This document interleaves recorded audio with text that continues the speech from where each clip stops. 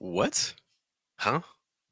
Believe it or not, if you are saying words like that when someone has said something you don't understand it, there can be a big issue, and I want to show you why. Good morning, good evening, good afternoon, guys. Welcome to another episode of Wake Up American. This is our daily American English pronunciation show where we help you try to get your pronunciation practice in for the day because that's the key to make radical change in your pronunciation. It means showing up every single day to make sure you get your practice in things like that. To guide you in this process, there's me. Hello, my name is Jeff. It rhymes with breath. That's one of the four keys to a natural sound in American English pronunciation, including placement, pitch, breath, and then trying to weaken your consonant sounds to strengthen your vowel sounds. These are all things that if you do them, even if things aren't quite right up here,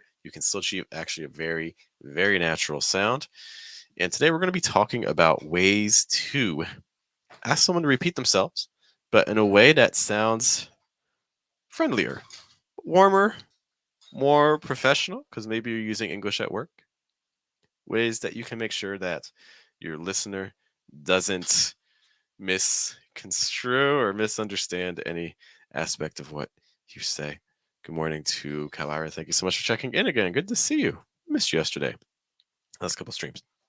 So, the reason I'm bringing this up is I recently had a class, and I've had many classes like this, but this was a more recent example where I would say something sometimes. And look, the first time you talk, it was with a new student. And anytime you're talking with a teacher, a new person the first time, especially in a second language, there may be moments where you need them to repeat, say something again. And so every time that would happen, it happened. It wasn't a long class, probably about a 30-minute class. It probably happened about 3 or 4 times. But every time she needed me to repeat something, she'd be like, "What? What?" And that sort of a response in the wrong context can certainly lead to some negative feelings on part of your listener. It doesn't bother me in the sense that I understand, look, we may not be aware of the cues that the words we're using are sending. So just trying to build that sort of awareness when it happens. So if you need to repeat something and that's your word of choice, firstly, I wouldn't recommend just saying what. There's going to be some other alternatives that I think are going to be a little bit friendlier, and we're going to be discussing those. And if you have some ideas about some phrases that you think could be good or not good, you can always put them in the chat as well. Um, I appreciate it. Welcome, and Emmanuel's here as well. Good morning to Emmanuel. So instead of, for instance, saying what, it's not the nicest way of asking someone to repeat themselves. Some more common expressions that you can use in a professional setting or casual is if we lengthen this instead of just saying what, what. Even if you like soften, if you're just like what, like even that is not necessarily the nicest. So we're gonna add on to it a little bit. So we're gonna say instead, what'd you say? What'd you say? Just a couple different ways to say this too. You could say, what'd you say? What'd you say? Notice that what did you becomes what'd you say? Or what did you say? What did you say? And in fact, if you lengthen it, that also can make it sound like it can make it sound clearer and also in some ways a little bit softer and slower. So that's another thing that you can do too. Like, what did you say? What did you say? So that's just another alternative as well. Instead of using the reduction. Okay. So you say, what you say? What did you say? And one of the things that you're going to see in common a lot with these sorts of expressions too is that when we say them, we want to make sure we're using rising intonation and some higher pitches because in American English we associate higher pitches and rising intonation with warmth, friendliness.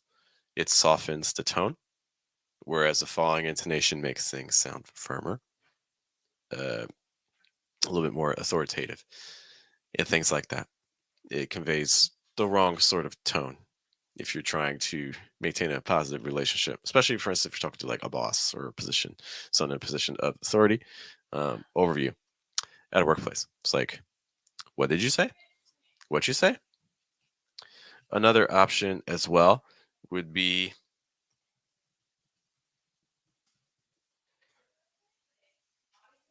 ooh, typo.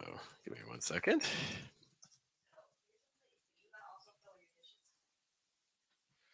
One here. Can you say that again? Can you say that again?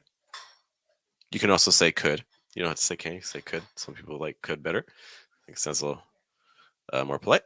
But the general idea. Can you say that again?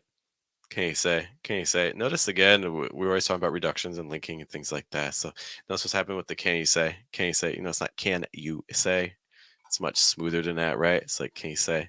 Can you say? Notice how weak the can is, just because can. Tongues is pretty much down here the entire time. Can you say? Can you say that again? Can you say that?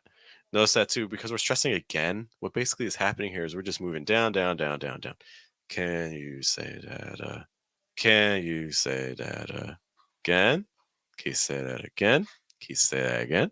Can you say that again? It's almost like there's no consonant sounds in there whatsoever. Can you say that again? Another kind of similar phrase that you could say if you want to, again, in the interest of trying to sound polite. Um, Be something like this. It's like, would you mind repeating that? Would you mind repeating that?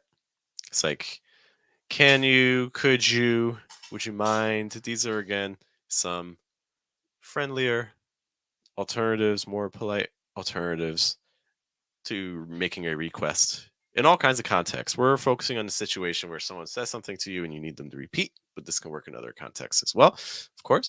It's like, would you mind? Um, a lot of times, like, would you mind often taking 3 steps down? Like, would you mind? Would you mind? Would you mind? And then we get our stress. We're repeating. Would you mind repeating? Would you mind repeating that? So notice the stress on repeating going high. Repeat, repeat. Would you mind repeating that? Okay. You don't have to go that high either. I mean, you could say, would you mind repeating that? Would you mind repeating that? You could take it lower as well. But I think also stress and intonation patterns make a big difference. So repeating, like with a rising intonation sounds softer than like repeating. Like, would you mind repeating that?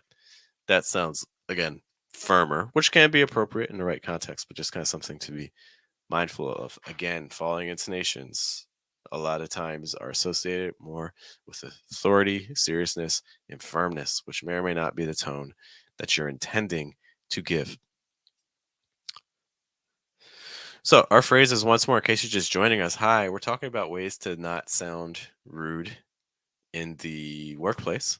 One of the, in some ways, worst ways that you can ask someone to repeat themselves is to just say, what? What?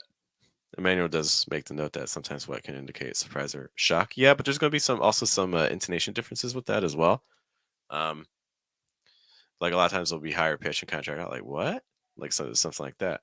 Um, Not always, but a lot of times. Another word that's commonly, I don't see English learners using this word as much. This is a rude example. This is something that can sound rude in the right context. If you say like, huh? Huh?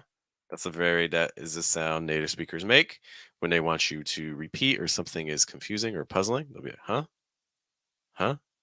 But again, that's also not the nicest way of asking someone to repeat themselves either. So just an eye out. Keep an eye out for that one as well. The phrase that we've done so far, again, what'd you say? What'd you say? Would you mind repeating that? Would you mind repeating that? Can you say that again? Can you say that again? Um, or you can just make a statement instead of making a question. A final option we'll just talk about. You say something like, "I didn't get that. I didn't get that." A lot of times it'll be preceded by "sorry." You don't have to use "sorry," but you can. If you go to the U.S. a word you're going to hear all the time is people saying sorry. But you can say, I didn't get that. Or sorry, I didn't get that. Stress will be on get. It's like, I didn't. Then raise pitch on get. Then that. I didn't get that. I didn't get that. Sorry, I didn't get that. Sorry, I didn't get that. Okay.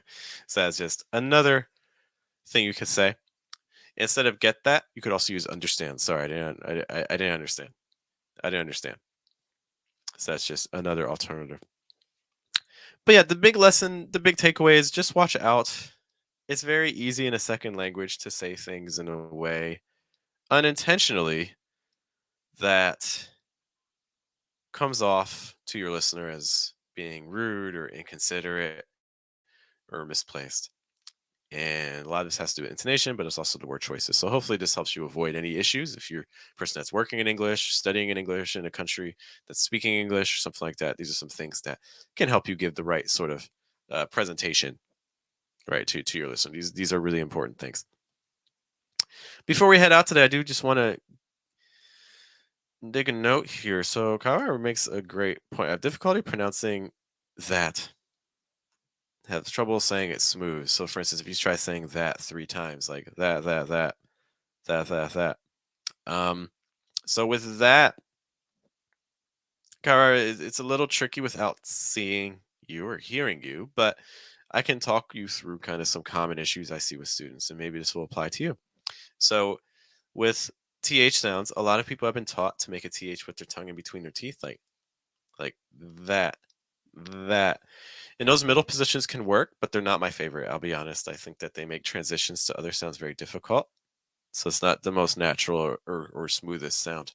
Like if I try to say a word like bath soap, not necessarily the smoothest or fastest. So my big suggestion for THs is to either have your tongue very, very, very gently pressed against either your top tooth. So like that.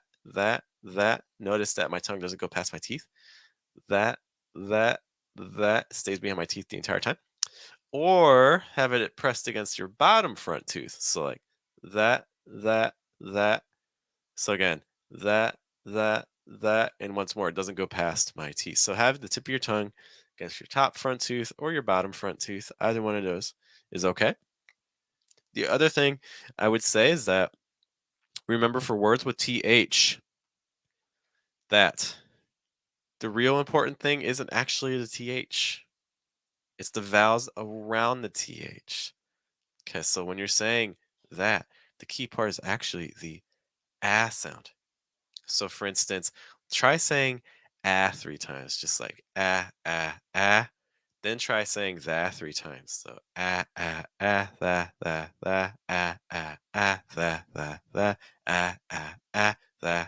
that. And that's kind of our goal. And if you're having trouble with that, that's okay. Another thing you can do is try doing an ah sound, then a that sound, and then another ah sound. It's like ah. And then you can go back and try and do that. It's like that, that. And the reason we're doing that is we're trying to get the vowel to take up a lot more space, and then we're trying to get the consonant to take up less space. We're trying to do that faster. Um, Again, without hearing you, that's not. It's tricky because I don't know what the exact issue is, but that's just a common thing that I see with students for the word that. Because the reality is that th is not as it's not really that important. Maya makes a note that for what's that? Um, yeah, I think that can work. Especially, I would say especially in informal contexts. I would say more professional things like a high stakes meeting or something like that. I'd probably use a longer phrase. But I think in like or slightly more casual context, even like business casual context, I think that can work. Um, Thank you for adding that. And we also have Michelle stopping by. Hi, and good luck to you. That's very nice of you. Thanks. All right, guys, I do have to run, but keep these things in mind. Let me know how they go. If you have other questions on anything we discussed today, be sure to let me know. And again, we'll be back tomorrow morning, right around the same time, New York, 8 a.m., because we're here to start off your day with you for those living on the East Coast of the US or abroad. And I do, again, as always, do want to thank you. There's a million pronunciation resources out there. So the fact you guys turn to us for things is greatly appreciated. I do have some updates. We had an issue with our podcast distributor, but that has been resolved. So if you're looking for audio versions of this and our previous episodes, keep an eye out because those will be uploaded to, if you're interested in the podcast, you can look at fluentamerican.com/podcast. And we will have some audio MP3 versions of recent episodes up there, hopefully later today. That's our goal. And Zobeda checked in. Okay, good to see you. Hi, bye. Hi, bye. All right, and Kara says, thank you a lot. No, thank you. Look at the smiley face and the sunflower. That's what's up. All right, guys, thank you so much for being with me. Once more, my name is Jeff. It rhymes with breath. That's one of the 4 keys to a natural sound in American English. Placement, pitch, breath. Trying to weaken consonant sounds. We'll be back tomorrow morning. Hope to see you there. Have a